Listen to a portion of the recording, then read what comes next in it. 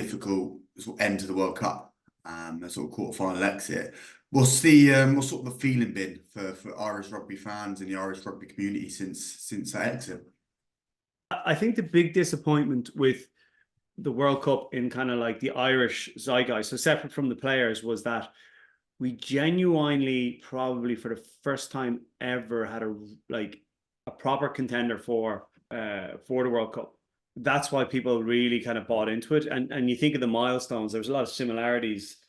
As you're an Englishman, there's a lot of similarities to the run-in that the English team had to their World Cup success. You know, we beat New Zealand in their back garden. We beat them consistently. Then we beat South Africa consistently. You know, we beat all the tier 1 nations along that road. Yeah, and you're coming off the back of a Grand Slam win as well. Yeah, exactly. But prior to that, we ticked all the boxes along the way, right? Over that 4-year period from 2019 to 2023, like there's all these different milestones that we hit. And then we obviously went up the rankings to world #1 just prior to the World Cup. We win the Grand Slam. The team are humming really, really nice. That's why there's a disappointment then come the World Cup, because of the hype that was building around it. But I think it was because we were genuinely contenders for the first time. Like, even in my era of playing, I don't think you could say we were genuine contenders for the World Cup. We were hopeful, and we were going okay. But I don't know that we were genuine contenders. And then they took their learnings along the way as well. You know, we needed to build out a better squad. We needed to be able to swap guys in and out kind of pretty easily, not be dependent always depend on certain players being on the field. So I think that's why, in the Irish context, it was gravely disappointing.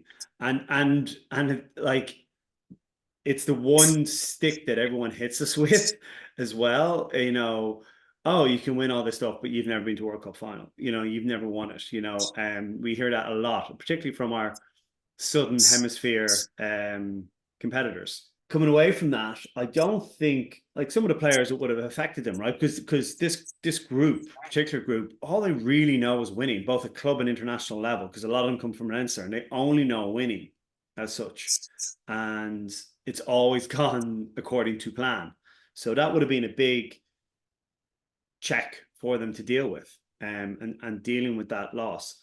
Some of them probably found it more difficult than others. But sport being sport, you know, you can't linger on that. And I don't think they're lingering on it at all. And they very quickly flipped the page to what's next, both at club level and then very, very quickly into Six Nations. And I think you're seeing, like, the competitive advantage, like, that Ireland, I think, has over everyone else is the fact that, okay, there's 4 professional clubs that feed into the national side. There's very, very good relationships between all the coaching staff in the various clubs and the national side. It always, like, our system, like the RFU essentially kind of oversee all the clubs, so it's all very aligned. So therefore, there's not a big gap in terms of cohesion needed to bring various different teams together, which is different in France and different in England. And maybe you could argue that, okay, in a World Cup, that cohesive advantage that you have as your competitive advantage is kind of eroded away, because everyone kind of gets the same time together. But then, like, come Six Nations, it's great to see those guys kind of flip the switch, and that competitive advantage again, that cohesion is there. They're able to swap players in and out. I think he's used already, but before the 3rd game, he'd used something like 31 players or something like that already. And like, not that they're saying Johnny Sexton who, but, you know, it has still motored on pretty well, without an iconic figure like Johnny, which kind of compounds that thought that I have of one of our biggest advantages being that ease of guys stepping from the club environment to the international environment. Obviously, the time and the skill execution, everything is kind of elevated as such. But in terms of getting on the same page from a playing style point of view and culture point of view, it's pretty seamless for these guys.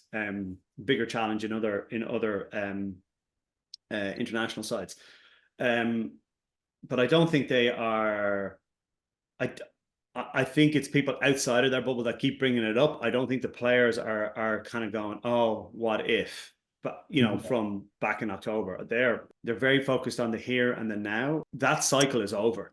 That World Cup period with those players is over. It's now a different group. Different, even our coaching staff is going to change with the national team. So Andrew Goodman's coming in. Kat is stepping away. You've different players there as well, and you've different captain, and that will probably even change over the next kind of 2 years before it settles down on that kind of 2-year cycle run into the World Cup. So I think they're very focused on the here and the now, and it's not like a consolation prize, by the way. A lot of people said, "Oh, is it a consolation prize for World Cup?" I don't think it is. To be able to go, sure, you know this from following rugby, like how many teams have gone back-to-back Grand Slam champions? Well, I mean, I think this would be the first one, right? Exactly. So, like, that's a huge achievement in on itself, right? Ireland have only ever gone back-to-back Six Nation champions once, back in 2014, 2015. And we needed a bit of luck in terms of how it dropped the points difference and all that sort of stuff. But to see the guys after 3 games, 15 points, massive point differences that they have as well on top of that, shows the strength of this squad, shows the strength of the infrastructure that's underneath in the Ireland system in terms of the pipeline of players that it brings through, which everyone's looking at them now, but they've got to look at the 20 years, 25 years of work put into that. And then you couple with the fact that you've got a really good coaching staff at both club and international level. And I think Andy's ability to keep constantly tweaking and evolving either the players, or I think they've tweaked their defensive style. I think it's a bit more aggressive this year, which is great. Or even seeing him like this Six Nations, he's very traditionally he has gone 5-3 on the bench, and he's experimented twice now with a 6-2 split, which I think shows that he's evolving the side a little bit, and also he talks a lot about being the side being flexible and dealing with various different challenges and changes, and that's the one thing that is consistent is change, and he's showing he's willing to change and be flexible with different approaches across a variety kind of spectrum of things. Obviously, Sexton's a massive, huge loss for the side, but Crowley stepped in, and he certainly had one incredible game that I saw. What are your thoughts on him? Heavy wears the crown. I mean, he's definitely the in pole position to carry this forward. He's got a lot of people nipping at his heels. Jack is a very talented individual in his own right, an attacking threat in his own right, and seems to fit into the system, control the style of play very well. And he has the jersey, 60% of the battle is getting the jersey, and then the other 40% is keeping it. And you keep it by obviously delivering performances, constantly learning and growing. And he seems to be the type of character that's very, very hungry. He's got great players around him as well. Like, I mean, just look at the discussion that we're now having at our inside and outside centres. You've got Bundy, Gary, Robbie, you know what I mean? Stuart McCluskey, really talented individuals outside and inside. And we've got James Kimpson Park, who is arguably, in the top 5 scrum halves right now in international rugby in terms of the pace of the game that he's bringing. And then you've got Conor Murray, who's still there, to bring the experience when needed. And then he's got a pack that is playing to their strengths, a really mobile pack, ball playing. They can all play. That's the other part of Ireland's strength, that everyone can actually be a multi-threat player in terms of passing game, carrying game, offloading game. And that kind of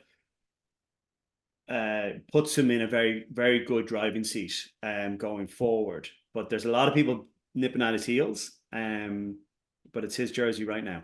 And you were sort of sitting in Andy Farrell's shoes or any of the lads, would you be more concerned about facing Scotland or England? I think there's more of a gap between Ireland and England than Ireland and Scotland, if I'm being honest. I think that's in a non-disrespectful way, you've got to back your own. So every team's got to back their own players on the day, right? And I think Ireland will back his side on the day in terms of who they pick, if there's last minute injury, who steps in. Super confidence in everyone that can do that, and then the game plan and execution on both sides of the ball, and knowing that if you can execute, they can cause most teams a lot of problems.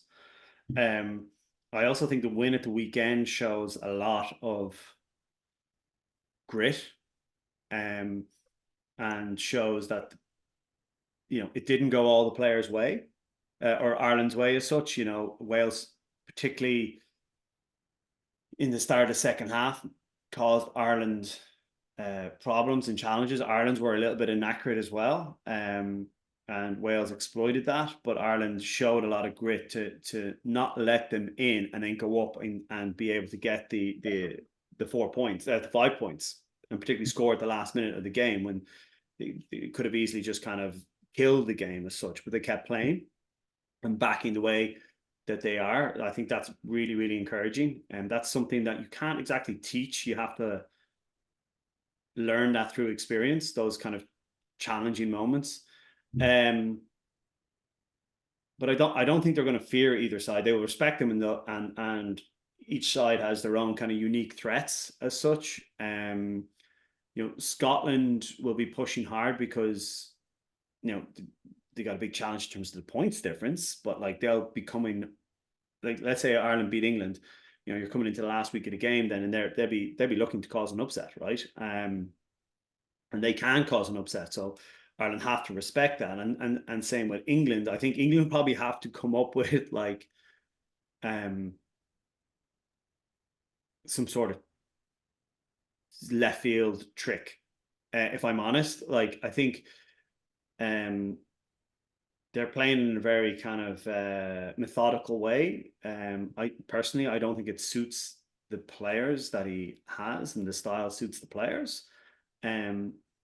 So I think they probably have to think outside the box a little bit in terms of how they're going to unpick the Ireland defense firstly, and then how they're going to negate the speed at which Ireland play. Ireland play a incredibly fast game. Their ruck speed is insane. They have all players who can have a multitude of threats, so they can be quite direct if they want. They can interpass, play really well just between the forwards, but they can also bring it to the line and condense your defensive line and very easily go out to back with their both forwards and backs and exploit the space on the edge, which we've seen numerous times where they all go side to side through various different ways, create two-sided attack to condense the defensive line, and then absolutely school you on the edge. As well as then if you get too wide, as we saw in the opening game, people like Ty Furlong are able to run a nice short line. Minute you're wide, they'll exploit those weak gaps as well. So that multitude of threats that they bring to the game, and the speed at which they do this, so it's hard for you to set your defensive line. There's a multitude of things there that England and Scotland have to try and negate. So you know what I mean? And that's a lot. Like rugby's a very basic games at times, right? If you're given a side a majority of time 0 to 3 second ruck ball, and they do that over a sustained period of 2, 3, 4, 5, 6 minutes, that's incredibly hard for you to get your defensive line set, to get your numbers set, to know when to go after that ruck or not. Like they are forcing teams to send 2, 3, 4 players to a ruck, sucking numbers in. They're actually incredibly patient with how they play, and they let it then unfold. They're not always trying to break the line as such. They're kind of setting you up to create space over here by condensing you, in another part of the field. I'm very smart with always using the full width of the field, and creating a two-sided attack, because they have backs and forwards who can step in as first receiver and be comfortable on the ball, because they all know the general shape of which they're playing. Yeah, I don't know if you saw the video of the young Welsh prop. He was a bench player at the weekend. He come on, I think it was after 20 minutes, he could barely stand. Like, Yeah. because the Irish are moving him left, right, and he was having to get to every other ruck, make these tackles, and he was on his feet for God knows how long. Yeah. And the video's going viral on it, but it shows what strong attack the Irish have. Well, they're an incredibly fit side. I'm not saying others aren't fit. Obviously, they're all fit, right? But Ireland play at such an intensity and high ball and play minutes and at such speed that is taxing. And it's quite interesting when you see a lot of when Ireland scored their points. They it's Q2, Q4 the game. So the second half of both halves, they're scoring the majority of their points. So to me, that tells me that, like, okay, everyone's full of energy at the start of the half, but Ireland just relentlessly keep at this pace, that eventually, they get chinks in the armor and exploit it in the second half of both of both halves. Scotland, obviously, it can be a final game. How impressed were you with their victory over England last week? And in particular, Van der Merwe. Whereabouts does he stand in your list of winners? I'm just like, it's very easy for an Irishman to go, we were delighted to see England get beaten. Even I was clapping when Van der Merwe scored that second try. He is incredibly, like, he's an athlete, right? Absolute athlete. And on go forward ball, he's hard to stop. I personally have questions over his ability defensively and his reads that he makes defensively, and sides that can turn him or make him make big decisions. Challenge that. But go forward, the guy's an animal. You can't argue with, like, the volume of tries that he scored. Stuart Hogg won't be happy now because he's probably going to pip him on tries. But he's also got a magician at 10. We've all seen the capabilities of Finn over the last few years. He can have serious highs, but he can have a bad day as well. And I think he's a lot more consistent. And that's bringing a level of consistency to Scotland. I think they were robbed in the France game, by the way, but that's for a whole other discussion.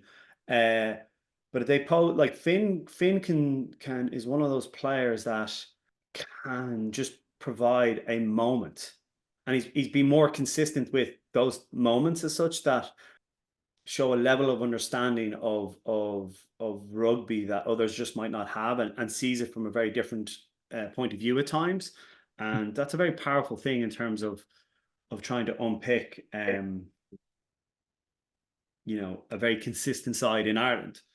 And you can be sure they'll be targeting him, trying to shut down the time he has in the ball and the speed at which he gets the ball as well, so that Ireland's defensive line can come off and shut it all down. But there's no doubt Finn is looking at it, trying to think of how he can unpick it from the pictures that he's seeing.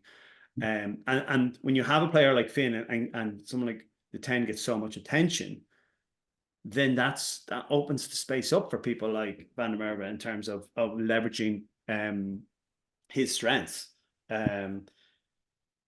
He's going to pose some threats, and he's definitely going to challenge because when have Ireland gotten caught out, right? Ireland gotten caught out when the game in past, not always, but when the game can get a bit frantic and open, and when they get a bit narrow, and sides force them to get narrow. And you've got a player in Finn who can get the ball to where the space is, and then if Van der Merwe is in that space, 9-8 times out of 10, if he gets any sort of half break, he's gone.